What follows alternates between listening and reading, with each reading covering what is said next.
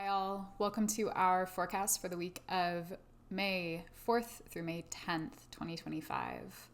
As always, I'm going to get into the astrology, the major transits that we're experiencing this week, and our tarot forecast for the week, our Tarotscope.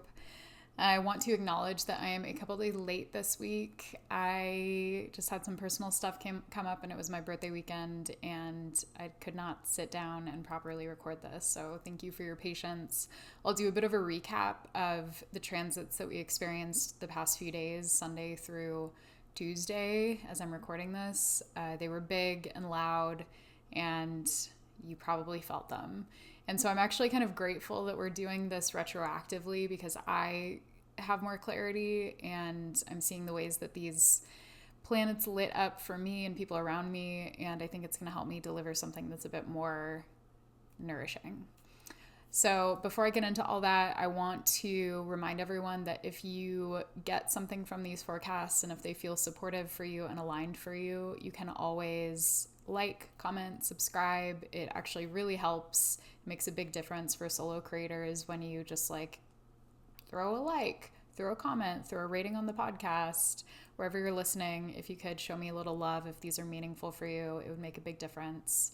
And if you want to support more or find more of my content, engage in other ways, you can join me on Patreon. That's the best way to support this work and the best way to get bonus readings like monthly Tarotscopes, like pick a card readings. We have one coming out this coming week. All sorts of stuff, personal readings every month. So there's a lot of good there. And if you're interested in going deeper, you can find the link down below. Okay, let's get into the astrology this week.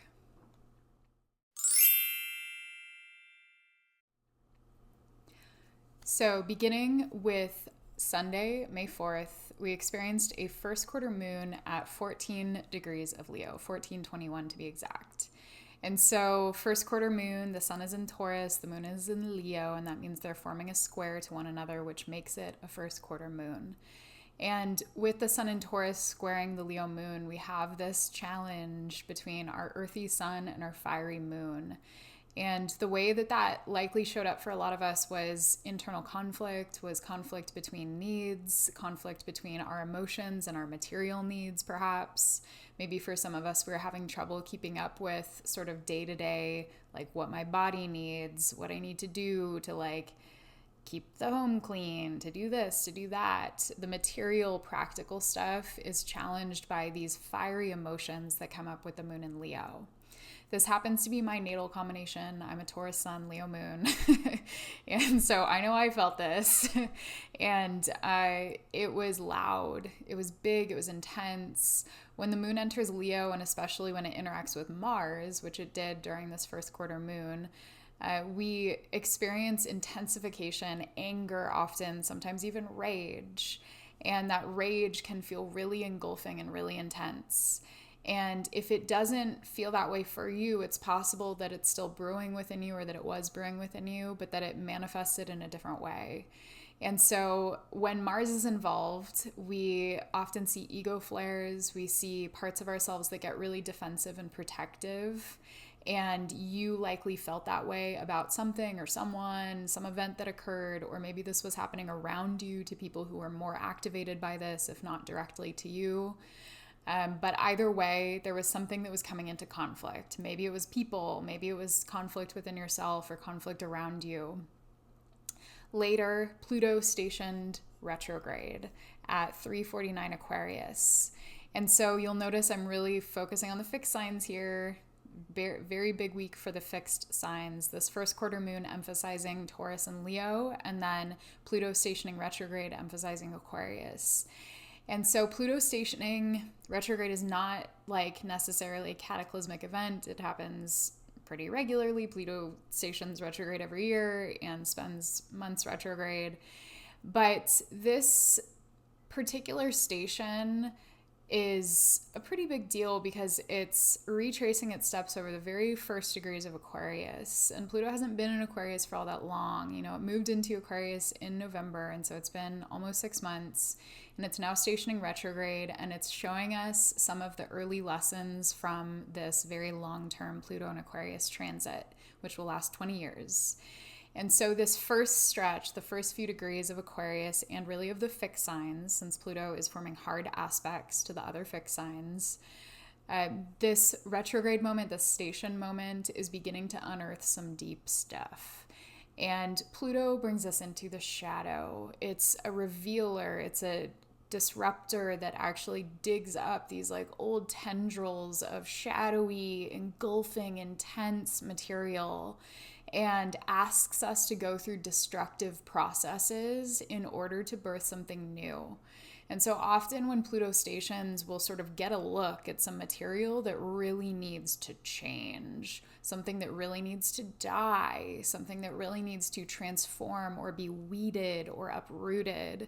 And often that can be a painful process. It can bring up fear, can bring up our survival instincts, it can bring up grief, it can bring up rage, and we really might feel overcome.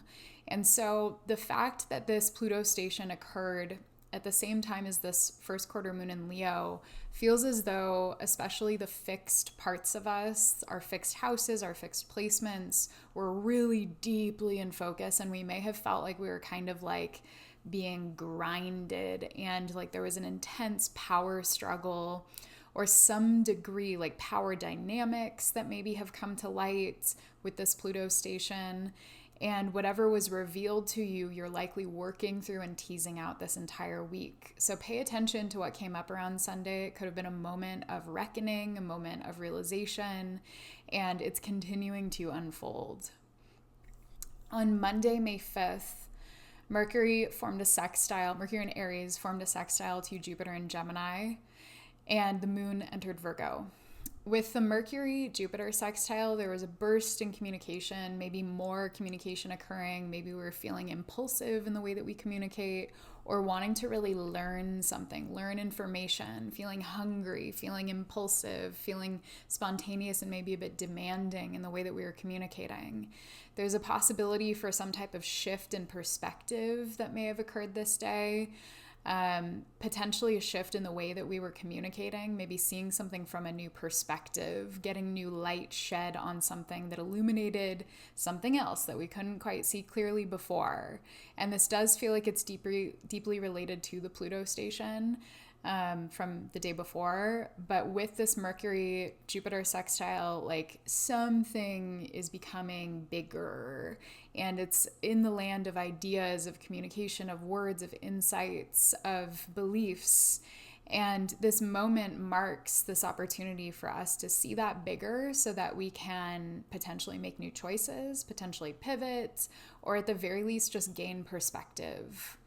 When the moon entered Virgo later that day, our emotional needs shifted from Leo, where we're expressive and big and fiery and wanting to kind of like rage through it perhaps, or to like create through it, to express it, and we can be quite boisterous with the moon in Leo. And then when the moon enters Virgo, a sign that's inherently more shy, we tend to get a bit more analytical. And our emotional world or our feelings and kind of the energy of the day, the emotional climate, goes more into a bit of like a, not even studious, but just like analytical, a little bit nervous, maybe wanting to gather information, wanting to, especially combined with this Mercury-Jupiter sextile, wanting to gather information, wanting to get the facts, wanting to assess something, maybe so that we can make a choice. Or maybe so we can just have the answers. And there can be a sort of like compulsive quality sometimes to Moon in Virgo where we hunger for information, sometimes to kind of bypass our feelings. And so we might get really in our heads. We might be deep in that, like, if I can figure it out, then I won't have to feel this. Or if I can find more information or more data or more insights, then that will keep me preoccupied and maybe I can avoid feeling the deep emotional undercurrents of this moment. I say that in part because of the stuff I just mentioned, you know, the transits on Sunday, which were probably emotionally intense for a lot of us, and then also the transits on Tuesday. And so this, like, moon entering Virgo is in between these pretty kind of heavy moments. And so we may have taken this sort of reprieve, gone into our head and started getting very, like, kind of hypervigilant or analytical. And then on Tuesday, we go back into the emotional waters. On Tuesday, Venus in Aries forms a sextile to Pluto and Aquarius, both at 3 degrees and 49 minutes, respectively, in those signs. And so Venus in Aries, fiery, passionate, wants what it wants, goes after what it wants, generally pretty independent and spontaneous and impulsive, forming a sextile to Pluto and Aquarius, where there's again that like primordial hunger that we're feeling and this need to shed, to change, to do something differently. And Venus in fiery Aries forming a sextile to Pluto and Aquarius is demanding that we do something differently in the way that we relate. And maybe it's challenging us. Maybe it's coming up as relational challenges or excavations in our connections, explorations in our values, what we care about, and how we either live in accordance with that or don't. Maybe we've stepped out of our values. Maybe we've been out of integrity, and this is a call-in moment where we're kind of forced to face the facts. Or, on the other hand, maybe this is a moment where we're holding other people accountable. Maybe this is a moment where we're having really important conversations and getting into the nooks and crannies, getting into the grit and the grime of this material that has felt quite intense. It could be that some of this is really illuminating material from our Venus retrograde, which occurred from March 1 to April 12th. This material is likely coming back up, especially the stuff that was active more at the beginning of that Venus retrograde, like early March. That material is likely coming back around, and we're seeing it with new eyes. And so whatever was going on for you in early March, like the first stretch of that retrograde, that's important stuff to think about and to understand. What do you have more clarity around? What do you have more insight around? Maybe you're making sense of it. Maybe you're beginning to tease out some of the shadowy stuff that you didn't have the perspective, awareness, or courage to see back then. And when Mercury later that day then forms a conjunction to Chiron in Aries, both at 24-25 Aries, there's some pretty touchy stuff that we're assessing. Maybe we're feeling quite vulnerable. Maybe we're feeling exposed. Maybe we're feeling fearful. Maybe we're feeling like this kind of deep vulnerability ouch coming up around things that have been cycling around us. And it's kind of like that emotional exhale after a lot of thinking and a lot of communicating and a lot of assessing, right? Because we may have been going into a bit of like an obsessive mode over the past few days with all this Pluto stuff active. And this moment could actually represent sort of the emotional release valve, where we then have this sort of cathartic like sigh of grief or hurt or loss. Like it's almost like the emotions catch up to us. And maybe that comes through conversation. Maybe that comes through new information that kind of hurts, or that at the very least brings something to light that is revealing a wound that needs tending, or something that needs repair or healing. And so we're very likely to be feeling vulnerable on Tuesday, and to be feeling sort of this, and if you grip tightly, you may feel deeply uncomfortable all day. If you can release and move through those feelings and allow them to express themselves, allow yourself to feel the hurt, to feel the wounding, to feel the ache, you're likely to feel relief after that. So I would recommend using this time Tuesday and really like through the rest of the week to practice really releasing, and to practice letting yourself feel what you're feeling instead of repressing it or trying to morph it into something that feels or looks better to you. On Thursday, May 8th, the moon then enters Libra. And so we move from this sort of like anxious, like intense, and then wanting catharsis and maybe like being up in the head stretch with the moon in Virgo, into this interesting moment where we have our Venus in Aries ruling our moon in Libra. And remember, Venus is forming a sextile to Pluto still. It's separating from it at this point, but it's still active. And that Venus-Pluto energy is ruling over this Libra moon. And so while typically a Libra moon can be a bit like light and airy, and prioritize social connection, but not in like a super, super deep way, more in like a pleasant way, seeking harmony, seeking connection, seeking these sort of like brief, fun, and sweet connections. This moment feels different. This feels like we are feeling some fire. And there might be some ignited desires that are coming up in us with this moon in Libra and carrying us into the weekend. We're feeling like we want to connect with people, but in a different way. We're feeling like maybe our impulses or our desires or drives are very alive right now, and we're craving connection, but something has changed. Something has shifted on the heels, especially of that Venus-Pluto sextile and that Mercury-Chiron conjunction and all the stuff that came before that this week. Something has changed. There has been a remarkable change in our emotional world, in our perspective, in our thinking, and maybe we're wanting to go out there and do something differently, and that could mean connecting with people differently.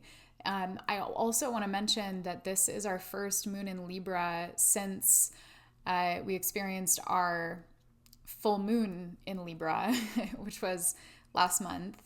And the moon entering Libra again might be hearkening back to that moment. So this was around April 12th was our full moon in Libra, and that was a very active chironic moon that was bringing up a lot of ouch around relationships. And so if you can think back to what was going on for you around April 12th, you might be able to tease out some of the themes that are coming back around in this moment with the moon re-entering Libra and beginning to retrace those steps and activate those same points. On Saturday, May 10th, Mercury enters Taurus and the moon then enters Scorpio. With Mercury entering Taurus, our communication, the way we process and what we're talking about, subject matter, how we communicate, is shifting from fiery Aries into grounded, earthy Taurus. And so whereas we were feeling maybe quite impulsive with the way that we speak and connect and communicate, we're now feeling like we maybe need to slow things down and kind of chew on them. Taurus likes to chew on information. Mercury in Taurus really likes to kind of roll it around and taste it. And to chew on it means to kind of, tease it out. And with the moon entering Scorpio at the same time, it's likely that what we're choosing to tease out is this emotional stuff that's been possibly haunting us or just like surfacing throughout this whole week. And so this could be the slowdown moment where we decide to start kind of processing things through the body, to not rush forward to communicate immediately. We're craving that immediacy, and instead we want to slow down and maybe pause a bit more and really chew on our choices, really take time to feel into what is right for us. And the moon entering Scorpio might mean that some of that requires us to contemplate what we have lost or what we have faced that's been intense and demanded change and demanded honesty. Moon in Scorpio really craves emotional authenticity and rawness. And this could be the moment where you are feeling more called to go toward that rawness and maybe experience some of the grief, maybe experience some of the ache that brings up when you go toward the rawness. What comes up? Probably some pain is in there, especially on the heels of this difficult weather. So pay attention to that. This would be a good moment to take care of your body and to do slow things. We are in Taurus season, and now Mercury's in Taurus too, to do slow things that allow you to process things physically. Maybe it's a long walk, maybe it's a long bath, maybe it's a good meal, maybe it's like sitting down and just allowing your body to rest and not doing anything at all. However it comes up for you, heed that call and listen to what the body needs in this moment.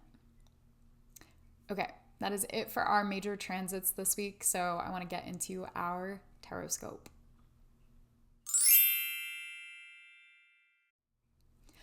Okay, welcome to our Tarotscope for the week of May 4th through May 10th. As always, I do a 3-card tarot spread for these week ahead forecasts. We start with an anchor card that's sort of like our guiding energy or like the overall quality of the week, our challenge, a challenge that we may face this week, and finally a gift that's available to us. Our overall energy, or our anchor card for this week, is the King of Pentacles reversed. So King of Pentacles, earth energy. Often people associate the King of Pentacles with Virgo, but I think it can be very Taurian, also Capricorn. We, with the King of Pentacles reversed, might be having trouble keeping up with our day-to-day tasks this week. It might feel like the material world and material demands and like work demands are just feeling kind of overwhelming. We might be having to play catch up or having to like really sit down and find ways to focus, and focus might be super hard to come by. And again, part of that is because like there's so much emotional stuff coming up this week, as we saw in our astro forecast, that paying attention to like the mundane things we have to do to take care of ourselves might be an ongoing challenge. And yet this is our anchor, and so it's something to come back to. And the question might be, what can I do that is small and practical in this moment that will make even a subtle change in my day-to-day, but without overwhelming me? Often the King of Pentacles reverse can be someone who kind of like resists doing the thing that they have to do. Like maybe it's avoidance, like avoiding responsibility, avoiding a task, avoiding like, showing up and like taking accountability or doing something that has to get done in order to make things more secure. The King of Pentacles reversed is like averse to that. And they might be in avoidant mode. They might be feeling like sluggish or wanting to just kind of cast the things aside that they really need to get done. I will say that with the court cards, whenever they show up, it does make me think often that there's a particular figure or person who's involved in this situation. So this could be another person in your life. This could be you. Take it as it comes. Potentially there could be someone who's displaying themselves as irresponsible or unable to actually kind of follow through. The King of Pentacles reversed is someone who doesn't follow through on their word. They're someone who can be kind of flaky, who lets you down, who disappoints you, and who ends up not keeping their word and not doing the thing. And so this unreliable energy is active for us. And again, this could be the way that we're feeling. This could be the way that other people are showing up in our lives. And it could be all of the above. Our challenge this week is the Seven of Swords. So speaking of avoidance and unreliable energy, the Seven of Swords can sometimes indicate avoidance, people who are running away from responsibility, from accountability, people who are lying, people who are deceiving us, people who have hidden agendas and are utilizing sort of like strategy in order to get what they want or in order to avoid a situation that feels painful or difficult. And so we have this like kind of, there's like, I would say like a lack of follow through that seems to be a big theme this week. Like there's a lack of follow through. And again, this could be us, like we could be the ones who are struggling to keep up with stuff and struggling to follow through. I know that's been a thing for me this week. It could be something as mild as that, where it's like I'm having trouble keeping up with tasks. It could be something as intense as someone who is being deceptive or being involved in a deceptive situation, or a situation where someone is running from taking responsibility for what they've done, or there's like an element of disguise or strategy or betrayal or whatever that's in the air. And it does not have to be that severe, so I want to emphasize that, but it certainly can be. And so just pay attention, and this is really a week to trust your intuition and to listen to your gut and to set boundaries where you need to, and to understand that people are gonna people. And unfortunately, we can't control everyone else's behavior and cause them to do the right thing, but we can, stay in integrity ourselves, and we can do our very best to make a choice that is aligned with our own values. So if you feel compelled to dip into Seven of Swords energy, to be avoidant, to be deceptive, to be strategic in a way that is harmful to other people, have a moment, call yourself in, call in other people to help you call yourself in. Because practicing accountability, responsibility, and moving with integrity might be a challenge this week. Coming back to honesty might be a challenge too. Finally, our gift this week is the Queen of Cups reversed.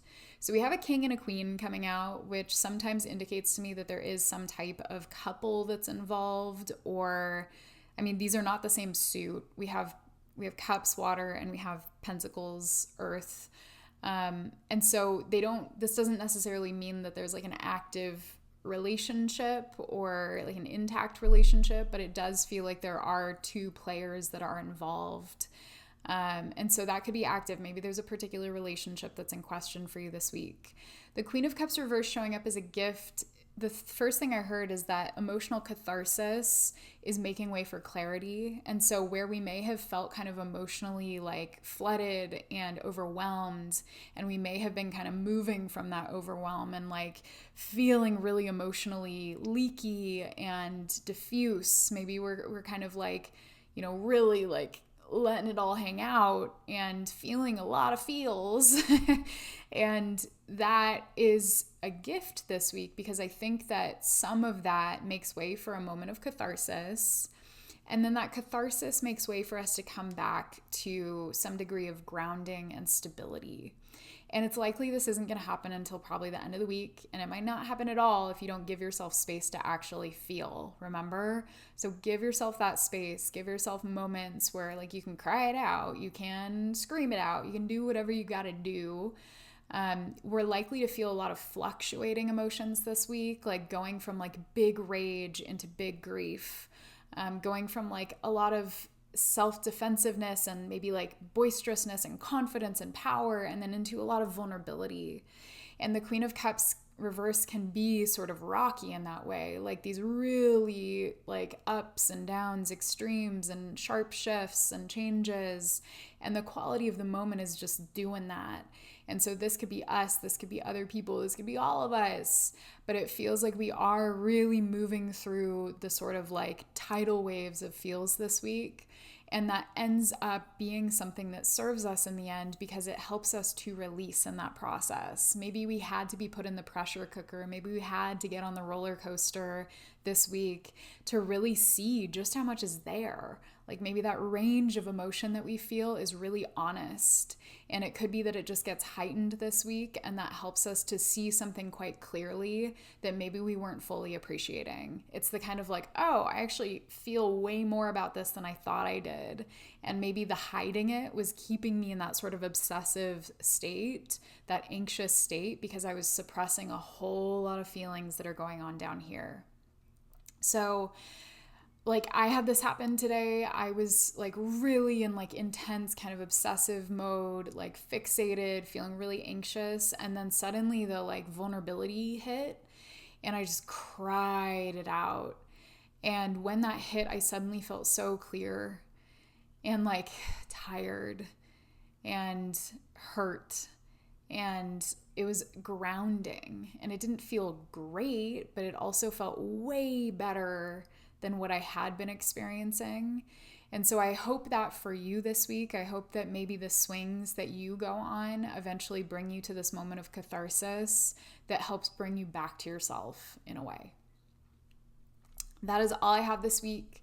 Thank you everyone for listening. And again, reminder to please throw me a like, a comment, a rating, a review, and subscribe if you got something from this forecast this week. I'm wishing you all a beautiful week. Take care.